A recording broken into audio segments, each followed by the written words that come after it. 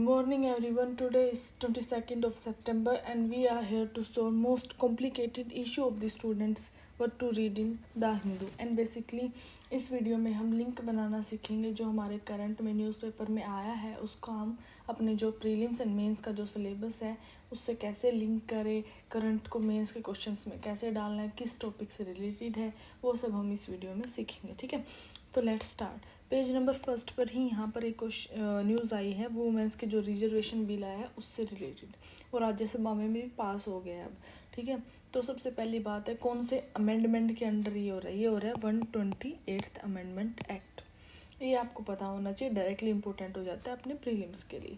Secondly अब बात आती है कि मेंस में जहाँ भी GS1 में फॉर एग्जांपल सोसाइटी में वुमेन से रिलेटेड कुछ क्वेश्चन आता है, वुमेन की पावर, वुमेन के एम्पावरमेंट और जो वुमेन का इन्वॉल्वमेंट है पार्लियामेंट में, हाउ इवॉल्व हुआ है, मतलब वो सब के बारे में, तो वहाँ पर ये चीज़ आप मेंशन करोगे.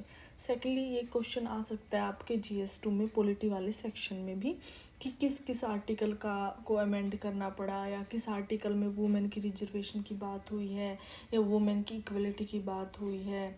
ठीक है, वो सब के बारे में आपको अच्छे से डिटेल में पढ़ना है.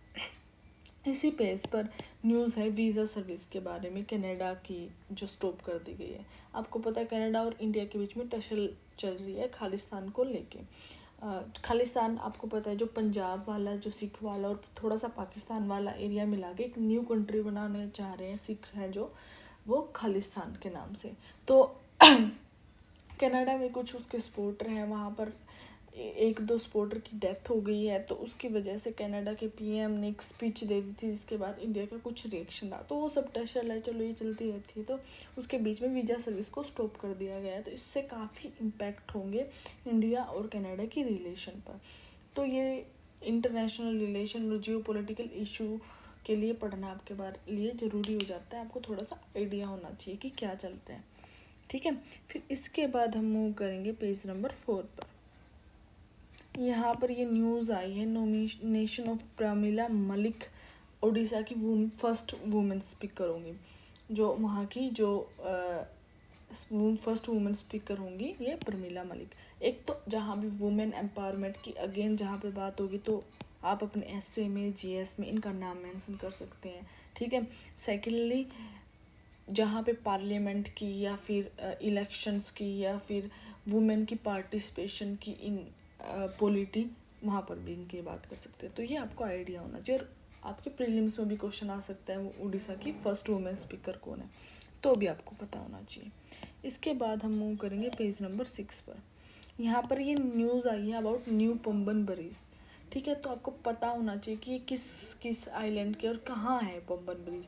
तो जो ये हमारा साउथ में जब हम जाते हैं तमिलनाडु जो मेन स्टेट है, उसके बाद एक रामेश्वर आइलैंड है जहाँ से APJ अब्दुल कलाम जी बिलोंग करते थे. तो थोड़ा सा दूर है ये आइलैंड. इन दोनों को मेनलैंड तमिलनाडु को रामेश्वरम जो आइलैंड है उनको कनेक्ट करता है पंबन ब्रिज. ये आपको पता होना चाहिए, प्रीलिम्स के लिए इम्पोर्टेंट है.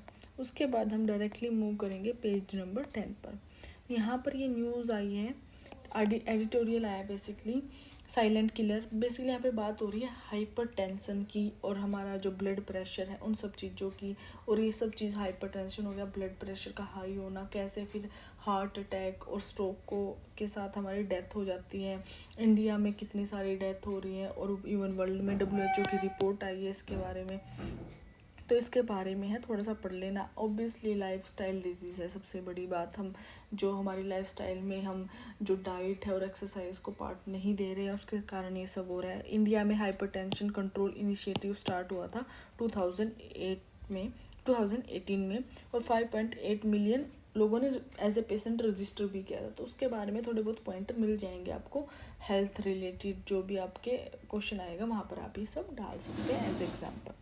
ठीक है, उसके बाद हम मूव करेंगे पेज नंबर 16 पर.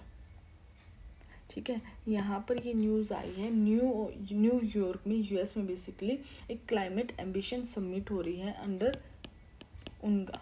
आपको पता है उनका क्या, यूनाइटेड नेशन जनरल असेंबली है वो हेल्ड करा रही क्लाइमेट एम्बिशन समिट.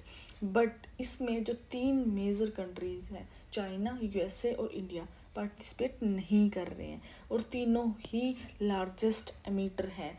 तीनों मिलके 42% गैस का, जो कार्बन डाइऑक्साइड गैस है, ग्रीन हाउस गैसेज है, उनका एम्बिशन करते हैं। आपको पता होगा कि यूएस लार्जेस्ट एमिटर है, चाइना सेकंड लार्जेस्ट है और इंडिया थर्ड है।